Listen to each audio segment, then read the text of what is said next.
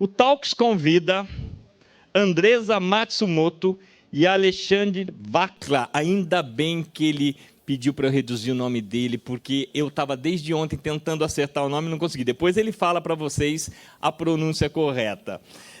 Para conversarem sobre o tema por que as lideranças ainda não se movimentam em direção ao futuro.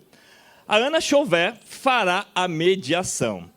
Então vamos lá, Andresa Matsumoto, ela é psicóloga, pós-graduada em gestão de negócios e mestranda do Programa de Mudança Social e Participação Política da Escola de Artes, Ciências e Humanidades da USP. É responsável pelo Programa de Inclusão e Diversidade do SENAC São Paulo, iniciativa premiada pelo Governo do Estado de São Paulo e reconhecida internacionalmente.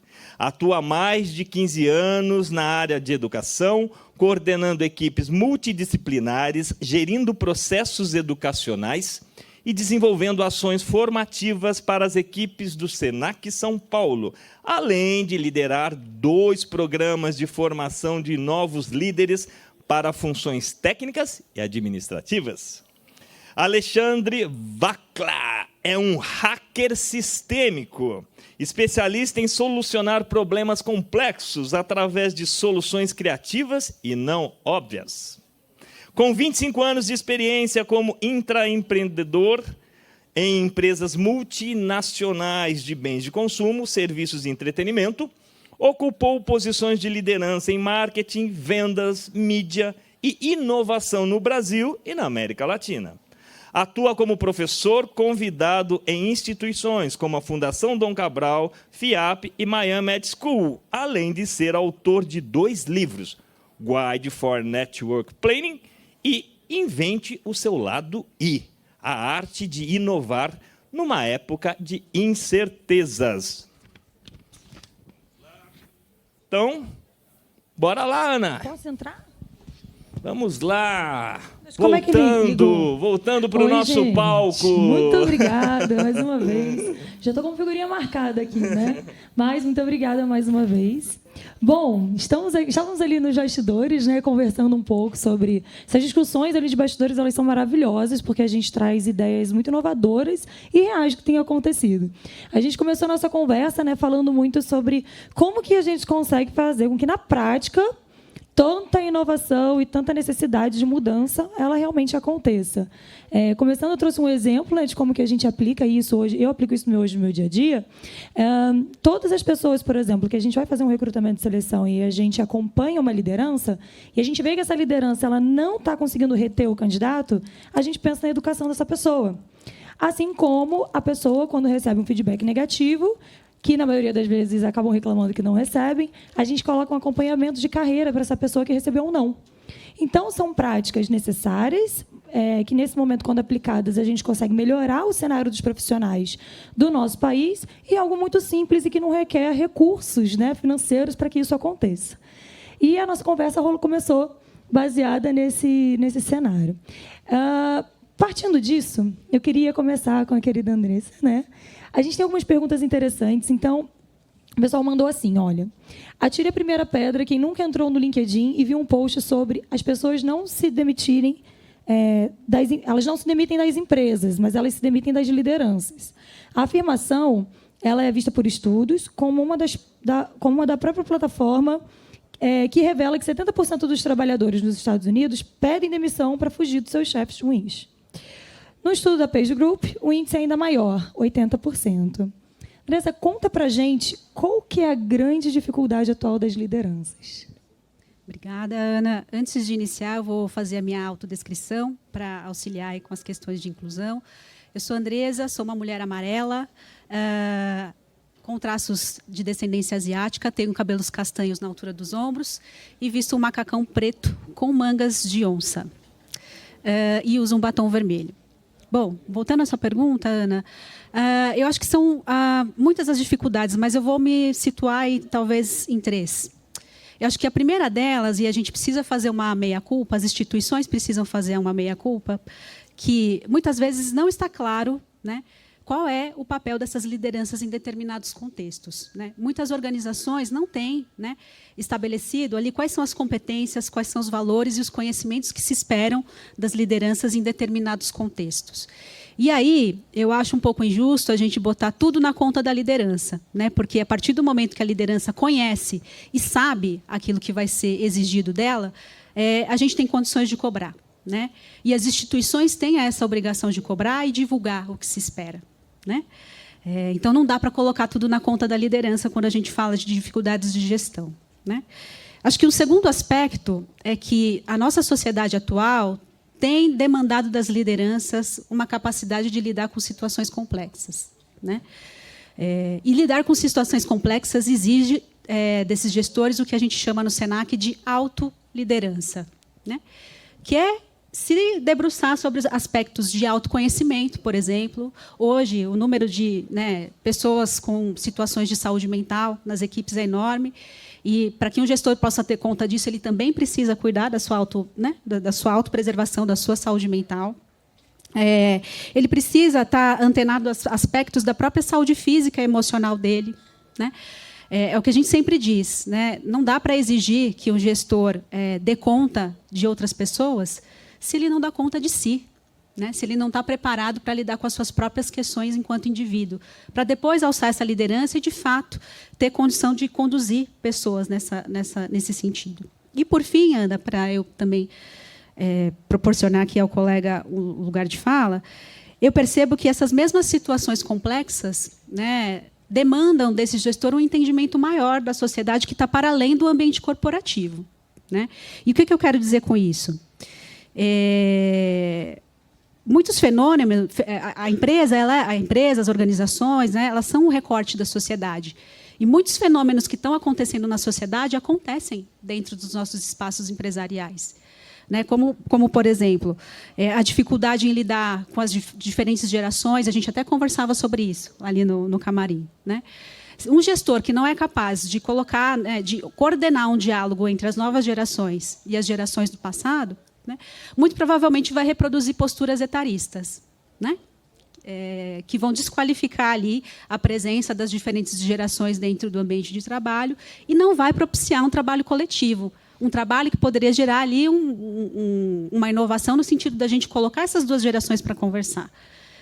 E aí eu posso dar vários exemplos, né, no caminho desses vieses que eu percebo hoje na minha atuação com a liderança, que são dificuldades grandes, né, de gestão de pessoas, de entender esses fenômenos acontecendo dentro da organização.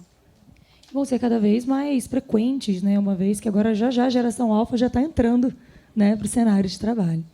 Me conte qual a sua posição, o que você tem visto, né? Você trouxe vários estudos interessantes ali na nossa conversa. O que você tem visto das dificuldades das lideranças atuais? O que você pode contribuir? Legal. Obrigado, Ana. Seguindo o bom exemplo da Andressa, sou branco, devo ter um pouco mais de cabelo do que o Cebolinha, então eu sou calvo, estou vestindo um moletom cinza de calça jeans. Quando a gente fala sobre lideranças, né, durante 25 anos eu fui liderado em liderança dentro de empresas e nos últimos 5 em startups. E como professor, eu sempre sendo muito inquieto, muito curioso, eu comecei a ver eu não sei se vocês já repararam, pela primeira vez na história nós temos 5 gerações convivendo na sociedade. Então, desde lá o Baby Boomer até a geração Alpha que você mencionou, que ainda não está na empresa, mas já vai chegar. E isso criou um caldeirão cultural e um caldeirão de motivações e desejos completamente diferente. E dentro das turmas que eu dou aula de liderança criativa na Miami Med School, eu fiz uma pesquisa com as futuras lideranças. Eu fiz 3 perguntas para tirar uma conclusão e gerar uma boa reflexão. A primeira era, lembrando que essas lideranças vão estar mais ou menos no meio da pirâmide. Como você descreveria a sua liderança, quem lidera você, em uma palavra? Como você descreveria a sua liderança hoje, como você aplica em uma palavra? E como você descreveria a liderança que você gostaria de aplicar em uma palavra? Gente, o resultado traz muito para a superfície, acho que vários insights interessantes. Qual foi a resposta para a primeira pergunta? Como eu sou liderado ou liderada? É opressivo, é comando e controle, é microgerenciamento, tudo aquilo que a gente tem falado, né, acho que durante muito tempo. Ou pouquíssimas pessoas com uma liderança inspiradora. Então, o que a gente vê aí? Modelos de era industrial. Segunda pergunta, como eu lidero as minhas equipes? Eu sou um grande conciliador. Eu falei, espera aí. Vamos para a terceira e depois eu volto para a segunda. Como você gostaria de liderar? Eu gostaria de ser um líder inspirador, um líder que inclui, um líder que promove a diversidade. Aí vem a conclusão, que eu trago aqui para a gente conversar e até depois, se vocês quiserem fazer mais perguntas a respeito. Nós nunca fomos educados, ensinados a liderar diferente. Vocês que estão aqui ou vocês que estão em casa, eu faço a seguinte pergunta. Numa situação de crise, de dificuldade, que exemplo que você busca? Eu acredito que é como você foi liderado, porque nunca ninguém liderou diferente, nunca houve outra referência. Logo, a gente replica aquilo que a gente aprendeu. Então, a gente segue continuando as mesmas práticas ruins. E esse meio da pirâmide hoje está sofrendo um calor muito grande das novas gerações, né, muitos desejos, e uma porradaria da geração anterior. Então, por isso que ele fica um grande conciliador. Então, quando a gente fala em saúde mental, não é à toa. Hoje, o pior extrato de qualquer organização vai ser a galera do meio, porque toma porrada em cima e não consegue obter o resultado de baixo. Então, aqui vem um pouco uma reflexão para a gente conversar. Maravilha. Reforçando a autodescrição, sou uma mulher branca, cabelos castanhos, estou com uma calça e um terno preto e uma blusa rosa. Seguindo, como que vocês podem trazer exemplos práticos do papel do RH no dia a dia desses líderes, para que eles possam efetivamente exercerem ali as suas funções ali destinadas, né, atingindo com essa pluralidade das gerações? Porque, na maioria das vezes, eu tenho percebido que muitas lideranças elas são inseridas naquele lugar, mas elas foram empurradas para aquela posição porque elas eram produtivas, vamos dar um exemplo. E aí ela chega lá, ela não consegue se identificar. Meu Deus, eu sou um especialista, o que eu estou fazendo gerindo pessoas? Muitas vezes existe uma falha, né, nessa seleção. Como que vocês acreditam que o melhor treinamento seria para que eles possam se desenvolver e como que o RH pode participar desse momento? Ana, eu vou pegar o teu exemplo porque é muito importante a gente pensar sobre isso antes de falar em formação e treinamento. Muitas vezes é isso.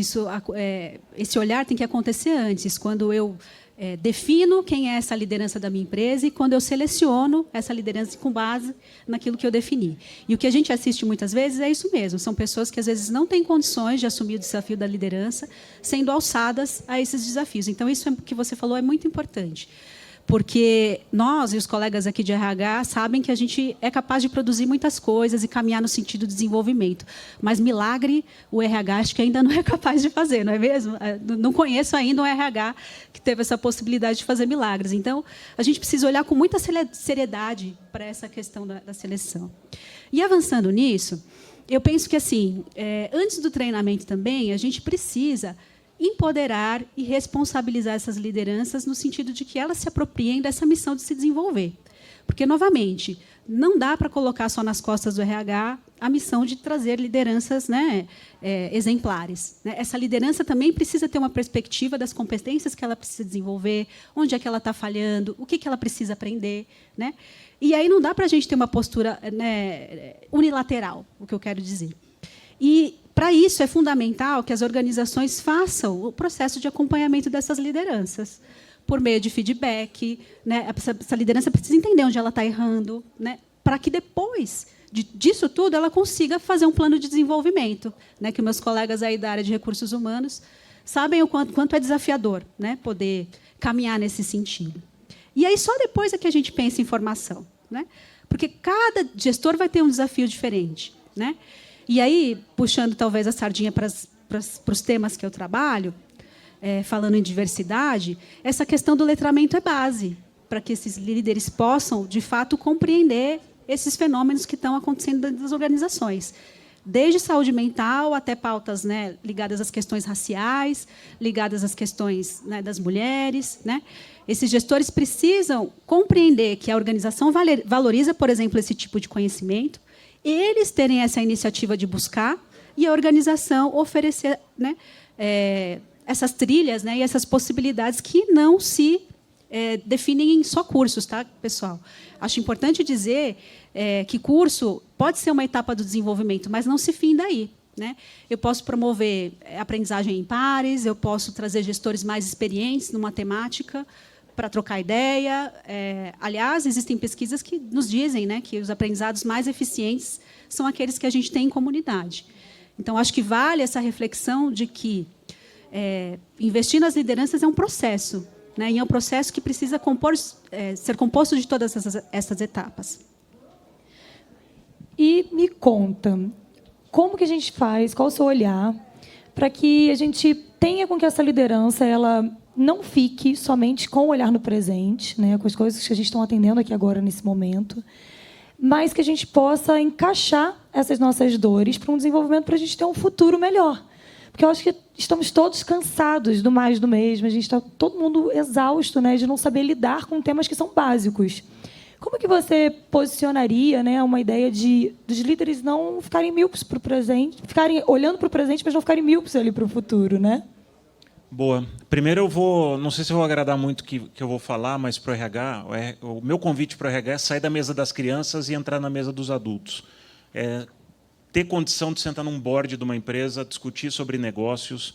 E a outra coisa é que a gente pare de olhar as fraquezas das pessoas. A grande mudança de chave será quando a gente passar a olhar as fortalezas das pessoas. Eu vou trazer um exemplo muito concreto.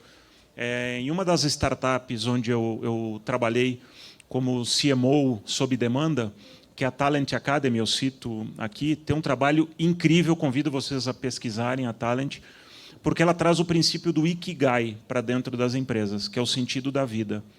Quantas vezes, e mesmo eu como gestor, eu tentando desenvolver uma pessoa, eu colocava aquela pessoa fazendo uma coisa que ela não gostava, porque eu fui educado assim. Então, eu precisava saber de finanças, de tudo. E, gente, eu sempre tive um olho mais para a inovação. Eu gosto de correr riscos. Eu não gosto de processo contínuo. Por que a gente continua? O desenvolver as pessoas é colocá-las em áreas onde elas não têm potencial. A hora que a gente coloca, e aí vai o exemplo concreto, a Caloi. A Caloi fazia muito tempo que, no case da Talent Academy, muito tempo que não conseguia ativar a inovação. A Caloi passou o Ikigai e viu que uma das pétalas do Ikigai, ele diz o impacto que as pessoas querem, são as ODSs. Qual o impacto que a maioria dos colaboradores quer gerar no mundo? 70%, 80% era diversidade. Olha que interessante. Os meus colaboradores, independente de qualquer coisa, querem causar um impacto na diversidade, de ranking, o que for.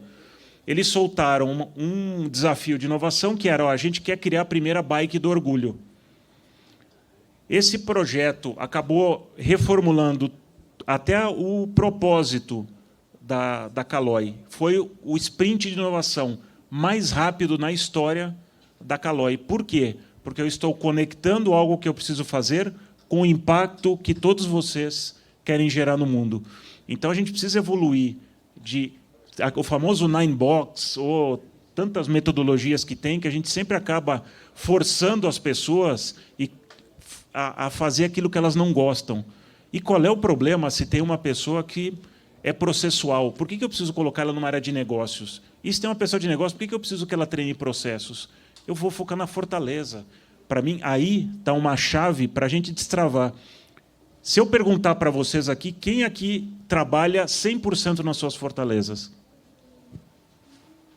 Só vi uma mãozinha lá. Parabéns. Olha só, ninguém levantou a mão. Não é triste isso? E aí eu pergunto para vocês, imagino que tem muita gente de RH aqui, tem muita gente de RH aí nos assistindo. Qual é o seu papel para mudar isso? Interessantíssimo isso que você falou, porque isso a gente aprende desde criança, né? Quando a gente está na escola, a gente manda super bem em matemática e em português nem tanto.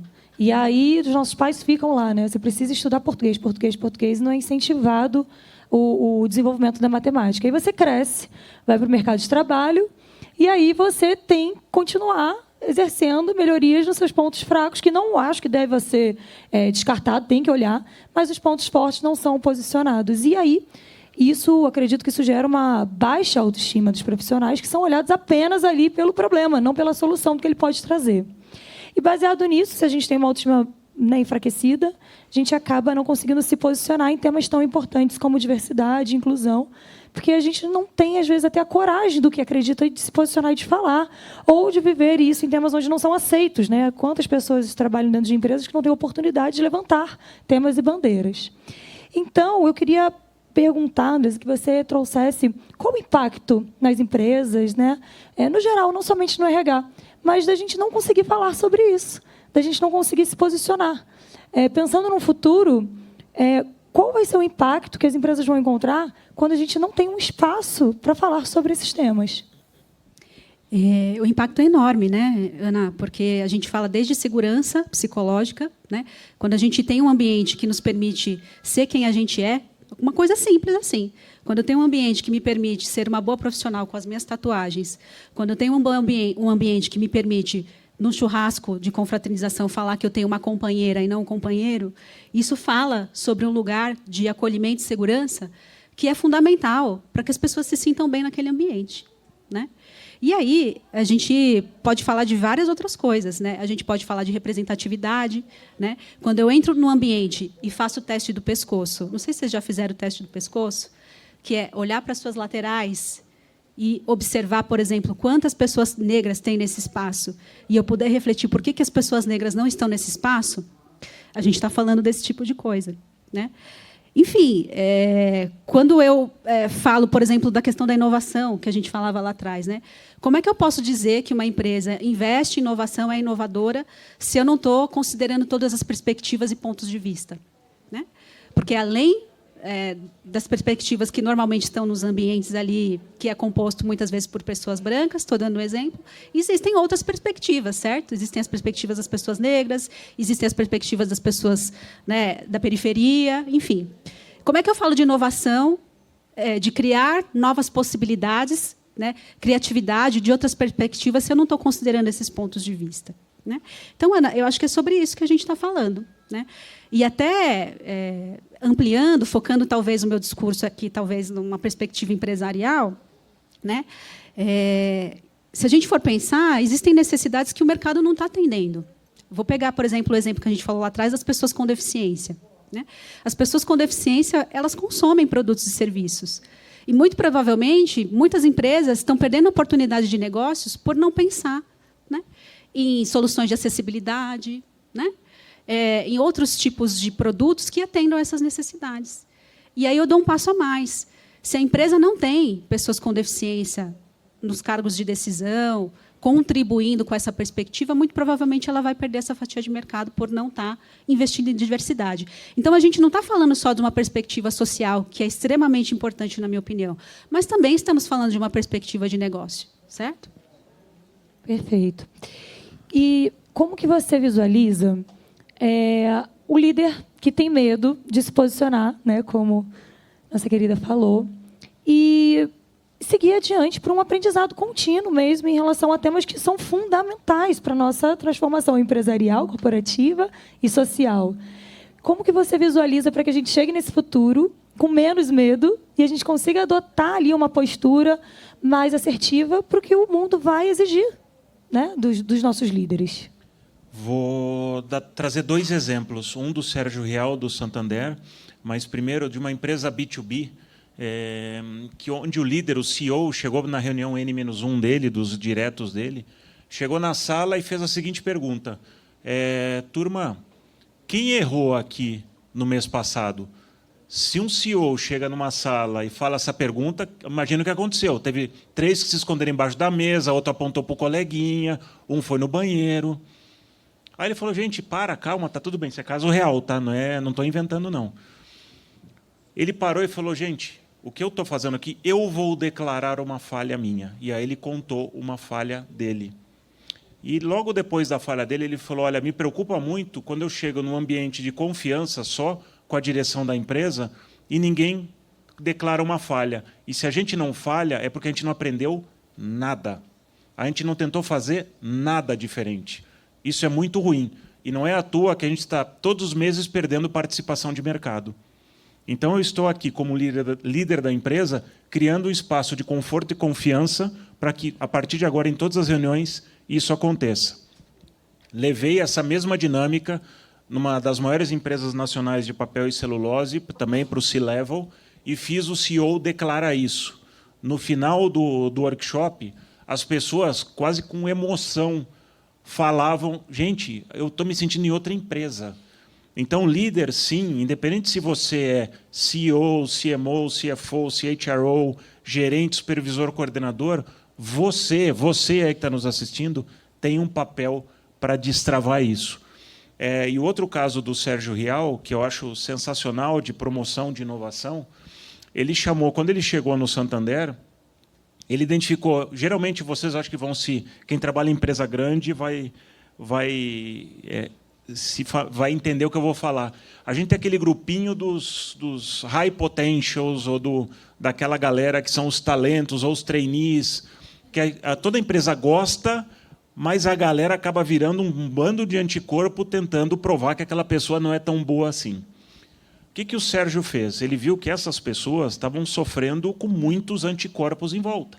Então, o Santander não estava evoluindo. Ele chamou uma a uma essas pessoas. Então, vou dar um exemplo aqui, um nome hipotético. Ô, Marcos, vem cá. Você que trabalha na área de crédito, eu vejo que você sempre tem ideias diferentes, ideias novas, e nunca avança. Eu quero te fazer um desafio. Eu vou te dar agora uma startup para você tocar. Você se serve aqui dos serviços da plataforma do Santander, financeira, dos serviços estruturais, mas eu vou te dar uma grana e você toca a vida e abre essa startup. Aí o Marcos falou: putz, cara, que legal, que demais. Aí o Marcos estava saindo da sala, o Sérgio falou: oi, espera aí, eu esqueci de falar uma coisa. Quem você vai ter que destruir? Quem vocês acham que o Sérgio falou que quem ele deveria destruir? O Santander. O que ele estava fazendo naquele momento? Ele estava pegando as pessoas nas suas fortalezas, dando capacidade dessas pessoas construírem um negócio e destruí-lo. Ou seja, ele estava colocando os anticorpos em volta da organização e aprendendo com eles. Então, eu desenvolvo meus talentos, dou pista e crio esses anticorpos para fortalecer a nave-mãe. Para a gente chegar aqui no final para abrir para as perguntas, eu queria que vocês falassem um exemplo prático que vocês têm feito hoje na empresa de vocês para mover a liderança para o futuro, para que o pessoal saia daqui com uma ação, né, com um movimento. O que eu posso pegar desses incríveis que estão aqui no palco e aplicar dentro do meu negócio? Eu falei bastante sobre formação, né, e o Senac, como uma empresa de educação, não poderia, né, estar a par disso. Então, a gente tem feito um investimento muito grande na formação dessas lideranças, a partir do fortalecimento do plano de desenvolvimento individual, que segue, né, esse fluxo que eu compartilhei com vocês. É importante que haja esse acompanhamento e que, né, os RHs e o RH do Senac estruturou, né, um processo intencional que coloca essas lideranças como responsáveis de buscar, né, os conteúdos que eles precisam se aprofundar, através dos processos de feedback, né, através da oferta de trilhas, através, né, da oferta de bolsas de estudos, para que esses líderes busquem soluções de desenvolvimento, não só dentro do Senac, mas fora da instituição. Outro trabalho que a gente também tem investido fortemente é poder diversificar o quadro, né, de funcionários do Senac dentro dessa perspectiva que eu comentei com vocês. Não tem como a gente pensar em futuros possíveis se eu não trazer todas as pessoas junto com a gente. Então, temos feito alguns esforços para aumentar o número de profissionais negros dentro da instituição, e eu preciso dizer para vocês que ainda estamos nesse caminho. E um caminho é a gente assumir, né, que precisamos mudar, e o Senac está assumindo, porque ainda tem um número muito pequeno de lideranças pretas no seu corpo gerencial. E é somente a partir desse diagnóstico e desse reconhecimento é que a gente consegue propor mudanças. E as mudanças são a gente poder colocar como prioridade essa pauta de contratação, investir na formação dos profissionais que contratam, inclusive, para que haja esse letramento e que haja esse olhar da importância da gente ter um processo seletivo inclusivo, né? Lembrando que um processo seletivo inclusivo, a gente não está baixando a régua, né? A gente está trabalhando nos vieses inconscientes que muitas vezes fazem com que a gente contrate pessoas que são parecidas com a gente. E tendo uma organização, muitas vezes, formada por pessoas, né, de um determinado segmento social, a tendência é a gente repetir isso. Então, trazer, né, isso para a nossa consciência através de processos formativos e educativos, para que a gente tenha uma ação intencional, e estruturando isso como uma pauta da alta liderança. Porque não adianta, né, nós RHs, nós colaboradores de forma geral, termos essa intencionalidade, termos letramento, se não existe uma intencionalidade da alta liderança apoiando por trás. Então, o SENAC tem atuado nesta perspectiva, né, da gente poder ter, de fato, essas iniciativas, né, referendadas. Obrigada. Você, Alexandre? Eu só queria falar rapidinho, assim, só para reforçar o que a Andressa estava falando de diversidade, mas para diversidade, se eu pudesse fazer um convite para todas as empresas, eu já trabalhei em 2 startups de diversidade, que eu convido vocês até a conhecer a Empodera, do Laser, e a Labora, do Sérgio Serapião, que trabalha 50+, e a Empodera LGBTQIA+, e pessoas pretas. Inclusão é um tema, mas, para mim, um tema mais importante é o trilho de carreira dessas pessoas. Não adianta a gente seguir arremessando pessoas diversas dentro das empresas e não acontece mais nada. Não adianta a gente continuar tendo pessoas PCD que ficam 30 anos fazendo a mesma coisa e, por melhores e maior capacidade que elas tenham, elas nunca são promovidas. Então, a gente precisa de trilho. Se a gente começar a criar esses trilhos, isso naturalmente vai começar a permear mais a organização. Não adianta ficar aqui na base da pirâmide, isso para cumprir lá no guiazinho ESG no final do mês. Queria também falar sobre, a gente está tangenciando aqui o tema, sobre futuro do trabalho. E quando a gente fala de futuro do trabalho, eu queria fazer uma provocação. Em 2019, eu saí de uma multinacional, onde eu ocupava uma cadeira grande em América Latina, para ser pioneiro no Brasil a implementar o que nos Estados Unidos já representa 38% da força de trabalho, que é o Fractional Executive, ou talento sob demanda. Desde então, eu tenho atuado como CMO, até co-founder as a service, em 12 empresas, desde 2019 para cá. Eu preparei até uma pesquisa, porque eu acho que isso a gente tem uma barreira mental no Brasil de como a gente aumenta a densidade de talentos. Para quem lê o livro lá do Reed Hastings, que é o fundador da Netflix, ele fala muito de densidade de talentos. E eu vou dar um exemplo bem, se a produção puder subir o QR Code aqui na tela, para as pessoas fazerem a pesquisa. Convido vocês, voluntário, não é nominal, é totalmente anônimo. O que a gente faz hoje? Eu vou dar o exemplo da NASA. A NASA, em 2011, ela teve a seguinte conclusão. Fato, tá? 90% dos engenheiros já formados no planeta Terra estão vivos. Então, por que eu, RH NASA, vou apenas contar com esses 2.000 engenheiros que eu tenho capacidade de ter dentro do meu quadro de colaboradores? Se eu tenho um tema, de repente, eu preciso fazer um canudo para o astronauta, e a pessoa que faz isso mora lá na Tailândia, por que eu não posso acionar essa pessoa sob demanda para resolver esse problema?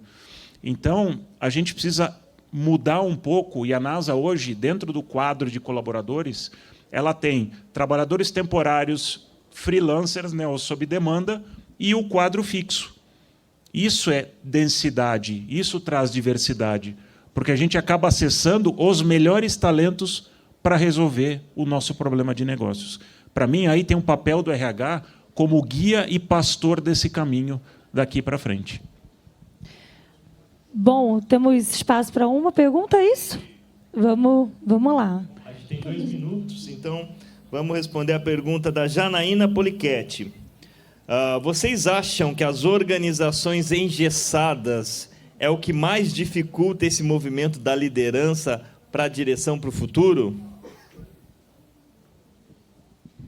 Olha, eu acho que sim. Eu não sei qual é o contexto, né, da organização que a pessoa da pessoa que perguntou, mas eu acho que quanto mais a gente tem, né, essa ausência de flexibilidade, essa abertura para experimentar novas possibilidades, seja do ponto de vista de negócio, seja do ponto de vista de gestão de pessoas, mais complexo fica, né? Acho que a gente vive num mundo onde, né, as mudanças são muito rápidas, né, constantes, e se de alguma forma a organização não está disposta, né, a flexibilizar seus processos, a poder olhar para eles de uma maneira diferente, para as pessoas, enfim, tudo fica mais difícil, né? Não sei em que contexto exatamente a pessoa que perguntou mencionou, mas eu acredito que sim, né? Posso responder? Desculpa, só o nome dela? Janaína. Janaína, a minha pergunta para você: o que você está fazendo a respeito disso? Acho que acho que muita gente está cansado de ficar terceirizando problemas. Chega de terceirizar. É a cultura da empresa, os processos. A gente sempre arruma um inimigo externo para terceirizar problema. Eu pergunto para você, o que você pode fazer diferente? Ah, Vacla, mas eu não consigo mudar a cultura da empresa. Você é parte da cultura. De repente, você pode, o que você quer desengessar ou fazer diferente, contaminar e contagiar outras pessoas. E, através disso, você começa a mudar. Como é que a gente faz as grandes mudanças no mundo? É dando o primeiro passo. Então, convido você a ser protagonista na mudança que você quer gerar. Maravilha. Temos mais uma aqui? Vamos lá. Tudo bem. Você falou essa questão de ponto forte, né, de fortaleza e do futuro do trabalho menos monogâmico, vamos chamar assim, né? Você acha que, primeiro, as pessoas elas têm trabalhado de forma individual o autoconhecimento para que elas cheguem e se posicionem do que eu gosto, do que eu não gosto? Eu sou consultora de carreira, eu vejo que tem bastante gente com dificuldade nisso. E, acima disso, você acha que as empresas estão preparadas para esse debate? Porque eu acho que se você chega em determinada empresa mais tradicional e fala, não, eu quero ter meu negócio, eu quero mudar de área, ainda tem movimentos de boicote, tipo assim, não, você é empreendedor na nossa área. Na área do coleguinha, não se meta. Eu queria que você falasse um pouco sobre isso. Demais. Como é que é seu nome? Raíza. Raíza, eu vou te dar um exemplo. Eu saí de uma Diageo que, no índice de inovação, de 0 a 10 era 8. E eu fui ser o primeiro executivo a liderar a transformação digital na Nestlé no Brasil. Índice de inovação de 0 a 10, menos 15. Chegou um momento que eu fui até onde eu podia ir. Então, você tem que, para quem está planejando a sua carreira, a gente tem que hoje cada vez mais olhar para a nossa marca pessoal e menos para o crachá que eu ostento, porque a gente herdou da era industrial essas carreiras longevas portando o mesmo crachá. Será que, se eu perguntar para vocês, todo mundo aqui sabe qual é a sua marca pessoal? Quando eu fiz a transição do mundo tradicional para o mundo de startup e para o mundo empreendedor, eu precisei criar minha marca pessoal. Então, aí eu passo a escolher a quem eu vou servir. E eu estou emprestando o meu talento para aquela empresa. Então, vai ter gente que vai falar, putz, mas a minha empresa é muito travada. Ok, o problema é a empresa ou é você? Então, acho que você tem que tomar uma decisão de carreira, porque hoje, cada vez mais vai ser menos valorizado essas carreiras longevas. Não dá para ficar um mês em cada empresa, mas a gente tem que fazer um trilho de carreira que corresponda às nossas fortalezas e à diferença que a gente faz. Sempre com a mesma... Não existe estabilidade só porque você tem um trabalho CLT. E eu acho que nem as empresas, nem as pessoas caíram essa ficha para que a gente fale de carreira multidisciplinar, empreendedora, uma possibilidade de carreira mais ampla e que tenha mais a ver com o que faz sentido para a pessoa. Total. A gente tem aí a inteligência artificial. Gente, inteligência artificial não é moda. A inteligência artificial não vai nos substituir, mas ela vai substituir as pessoas que não usam a inteligência artificial. Então, se algum de vocês aqui ainda não usa, nunca usou, eu levaria a bandeirinha vermelha para vocês. Vai atrás, seja protagonista. Eu prego muito o protagonismo de carreira, porque a gente não pode mais ficar... E estabilidade não existe mais. Quem acredita aqui que tem estabilidade? Eu trabalho 20 anos numa empresa.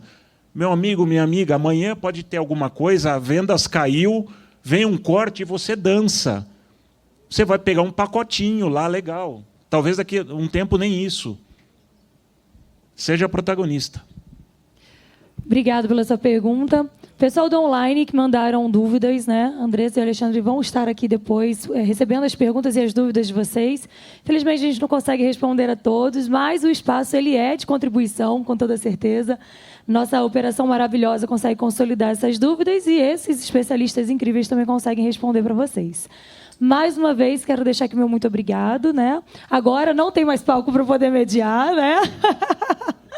Mas quero agradecer muito, meus queridos do Grupo Top RH e também vocês pela nossa troca, que foi tanto nos bastidores maravilhosa quanto aqui.